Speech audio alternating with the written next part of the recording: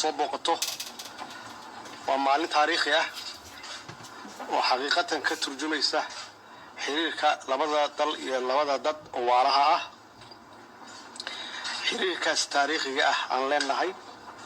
iyo xiriirka gaarka aan leenahay waxa weeye xiriir bulsho xiriir dad iyo dad ah maxaan ku raadaa xiriir amni inaan xoojino iskaashiga haddii noqoto dhanka dhaqaalaha iyo wax wada qabsiga arrintii ugu muhiimsan iskaashiga arrimaha amniga iyo la dagaalanka qolooyinkan argagixisada ah oo runtii maalin walba ummadda Soomaaliyeed oo waxba galabsan si arxan darro ah u leynaya u burburinaya hantida waxaan aad iyo aad runtii kaaga mahadcelinayaa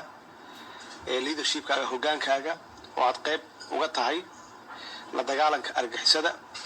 oo aad nagu soo biirisay ciidan tayo leh oo hiil walaal la yiraahdo oo naftooda u huraya difaaca dalkan iyo dadkooda xaqiiqatanna waxaan iloobi karna ma aha inta Djibouti iyo hogaankaaga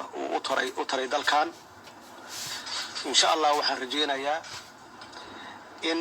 iskaashigaas aan sheegay oo dhinac walba taabanaya waa hadalkeena maanta iyo biri inay noqdaan wax miro dhala oo wax weyn ay ka soo baxaan waa maasanta madaxweynaha